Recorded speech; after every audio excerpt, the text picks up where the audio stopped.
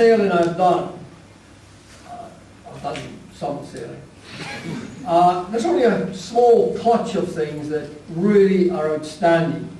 And the Round Britain race is one of these, some of the memories I had on that, our first Round Britain race.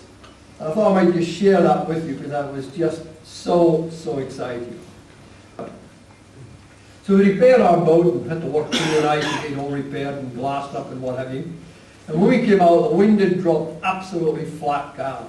So with a zephyr of a breeze, we came out, as I say, 9th, and gradually as we were going along that first 12 or 14 hours, we were gradually picking them all off, till eventually, as we go around the bottom corner of the island, we had only one in front of us, which was Phil, and darkness came. And just a zephyr of a breeze, and dawn came, I was on the helm, and it was all misty and flat calm, and we were ghosted along at about 4 knots, and just out of the mist, Rob's sleeping, just out of the mist was this boat in front of me, and it was Phil and this trimaran, and we were just gradually going up because he was only doing about 2 knots, we were doing about 4. Of course, the name of the game was percentages, 100% better, so we were catching up on him. I said, Rob, get up quick. Rob came out, frightened to say anything in case they would see us, very hush. We were gradually catching up, and the guy, Phil's partner's on the helm, and he's looking ahead, and he's totally oblivious to what's happening. And gradually we creep up, and eventually we're just on his starboard quarter here. And of course he then shouts, Phil! Phil can't believe it, he rubs his eye. He looks up as if his mask wasn't there. Drops his gin and puts up his light ghost of a sail, he whacks that up, and I says, yeah, do fucking lay down! And we went off and won the race. Very exciting. Few pieces of advice. Well, this is aimed at the navigators and the skippers as well, and without a shadow of a doubt, the shortest route is invariably the fastest. The shortest route is invariably the fastest. You'll always get someone who tells you that if you go around here, you're 20 miles further over here, you have better winds or whatever. It does happen, of course. It happened in the America's Cup with Dennis Connors, but generally speaking, the shortest distance is invariably the fastest. You'll get off to a good start tomorrow with the wind, a little bit of puff coming up, so on squishy out there, the tide squirting you out as well, so that will get you a great start. But next week I think you're going to get some light winds as well, because you'll hear more about that later on. Races are won and lost in light winds. You'll see the photographs of people diving over the side and they're buggering about in the light winds, and they say, there's no wind. Believe me, there's always wind. There's always wind. You just have to get that boat moving. You have to induce a bit of heel perhaps, get it moving, and once you've got your part of wind, you can then come off the course a little bit. And maybe you can lay the course, but you've got to keep the speed going. So races are won and lost in light winds. Again, into the skippers and mates, the watch officers, if you're thinking about it, it's time to do it. And it's absolutely true. The number of times you'll hang on to these sails just a little bit too long, and you shouldn't. If you're thinking about it, that's the time to do it. And that doesn't apply just to sail change, of course. It applies to things in the galley, applies to your own personal safety. If you're thinking about something, that's the time to do it. Now, say, races are won and lost in the light winds. There's only one way in light winds. And that's the trim. The trim. The trim again. That's all you have to do. Just keep steady trimming. And if you don't trim, then you ain't going anywhere. And it is a race, remember, and once you get out there, you'll get the old adrenaline puff going, and you'll just have a fabulous time. Fortunately, I'm retired now, and I can't go with you.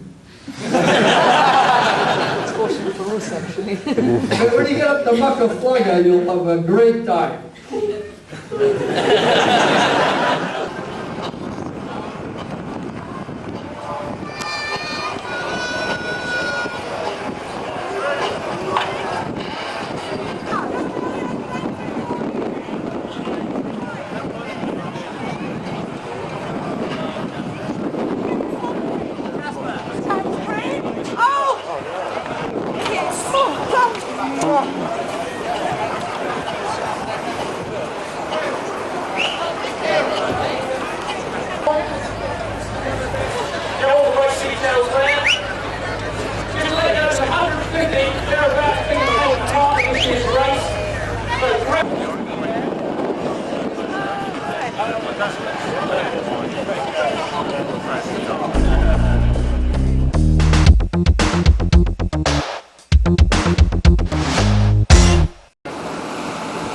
free start, we're motoring around, cows raring to go. There's a reasonable amount of wind. About a 5, 4, 6. Well, the start's over, and 2 boats lost their spinnakers, including this one, Hong Kong, shredded into 100 pieces.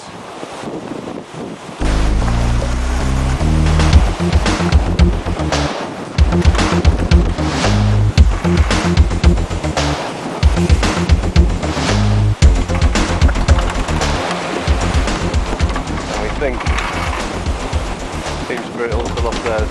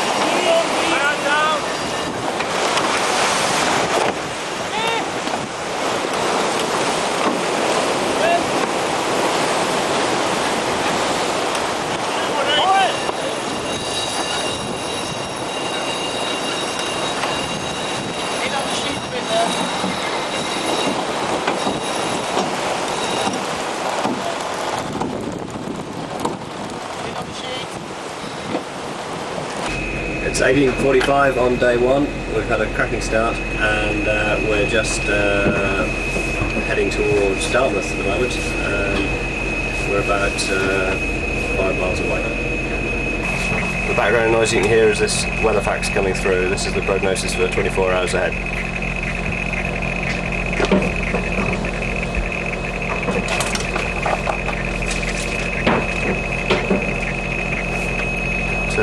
To the right of that we have the other computer which is showing us the position.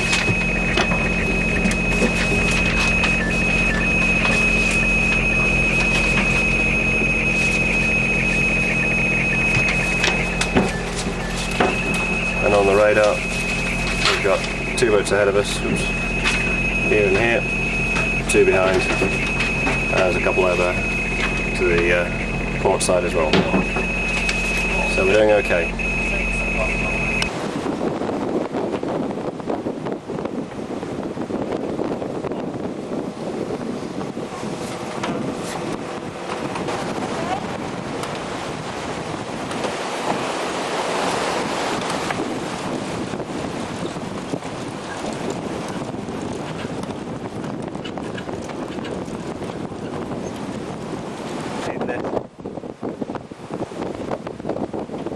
We're off the southern coast of Ireland, and the racing doesn't get any closer than this.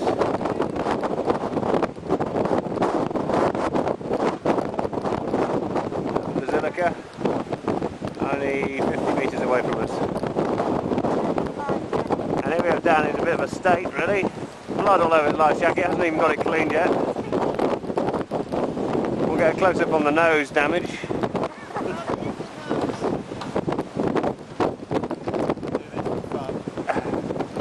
That was an argument with a Hank last night on the foredeck.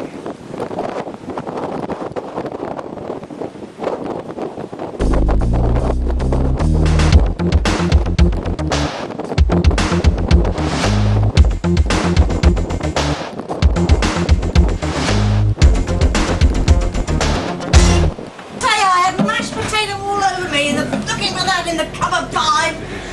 I mean, it's really too much. The search for the ham has been concluded. It was found in the bilges. So this is the leaderboard as of 10 o'clock on Monday, day 3. So as you can see, we're 4 miles behind the leader, Logica, as far as distance towards the waypoint. Sorry about that, Bruce. Prue's always been fastidious about her appearance and carries a clothes brush at all times.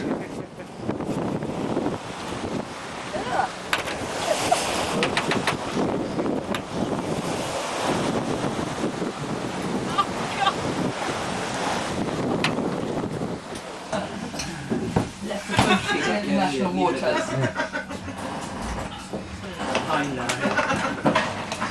Daily Telegraph is the boat that likes to eat. He likes to say yes. Fresh ham, no less. This is April the 21st, the western approaches of the Atlantic. Ireland's over there. No wind.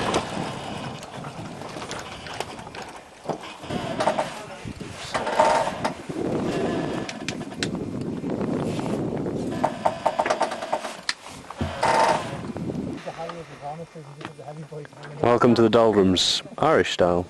To be sure, to be sure.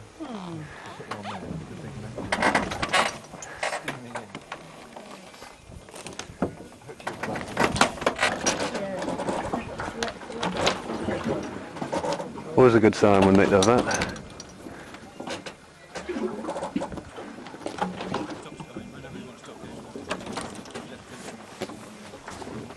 Well, it's Monday afternoon, about 5:15. Absolutely no wind out there. We're doing about 0.25 of a knot by rigging preventers on the sails and so on to try and keep them straight. And it's been quite a hard day. I'm feeling terrible because I realised I actually cracked a rib. I fell the other night when the boat rolled heavily from here on the nav station across to that far side, which may not look very far in this, but that's about 10 feet, and I flew across at some speed, landed on my back, and I realised now I cracked a rib.